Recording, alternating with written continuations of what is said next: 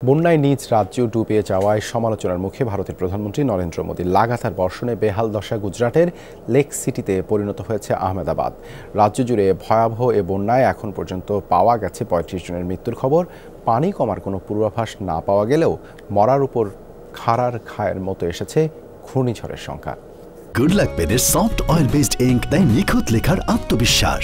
Good luck pen, make your lakh.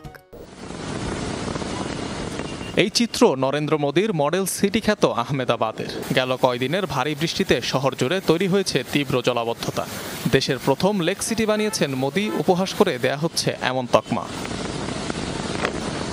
প্রায় এক সপ্তাহ ধরে লাগাতার বর্ষণে নাজেহাল অবস্থা মোদী রাজ্য গুজরাটে। বিপদসীমার উপর দিয়ে প্রবাহিত হচ্ছে অন্তত ১৪০টি জলাধার ও বাঁধের পানি।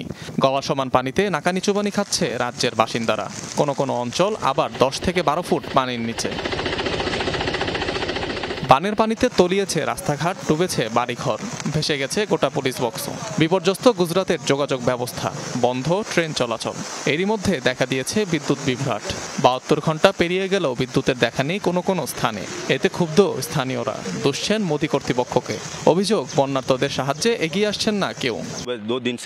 আমার ৮ মাস বয়সী সন্তান আছে, অ্যাস্থমা রোগী মাও আছে, যার প্রতিদিনই অক্সিজেন সাপোর্ট লাগে, কিন্তু কয়দিন ধরে বিদ্যুতের দেখা নেই। সেটা নেবুলাইজার নিতে পারছেন না। নিজেদেরকেই কোনোভাবে খাবারের ব্যবস্থা করতে হয়। কেউ আমাদের সাহায্যে এগিয়ে আসছে না।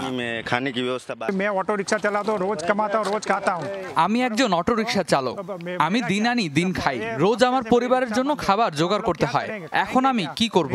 এক সপ্তাহ ধরে অটোরিকশা চালাতে পারছি না। আমরা কি খাবো? শুধু তাই নয়, বন্যা দুর্গতদের অভিযোগ, স্মার্ট সিটির নামে কিছুই করতে পারেনি মোদী প্রশাসন, শুধু আশাই দেখিয়েছেন।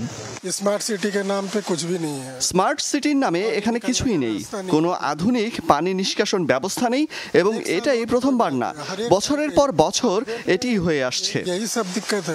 এদিকে নদীর জলের সাথে লোকালয়ে প্রবেশ করেছে একাধিক কুমির। ভিডিওতে ধরা পড়েছে সেই চিত্র। চলমান এ বন্যা পরিস্থিতিতে ঘর ছাড়া রাজ্যের ৩০,০০০-এরও বেশি মানুষ। নিরাপদ আশ্রয়ে সরিয়ে নেওয়া হয়েছে ২০,০০০-এরও বেশি বাসিন্দাকে। এর উপর আবার দেয়া হয়েছে সাইক্লোনের সতর্কতা। যদিও বন্যা নিয়ে আনুষ্ঠানিকভাবে এখনো কোনো মন্তব্য করেননি প্রধানমন্ত্রী মোদী। ভারতের পশ্চিমাঞ্চলীয় এই রাজ্যে বন্যা নতুন কিছু নয়। প্রতি বছরই রুটিন মাফিক বন্যার পানিতে তলিয়ে যায় অঞ্চলটি। অনিক রহমান, যমুনা নিউজ।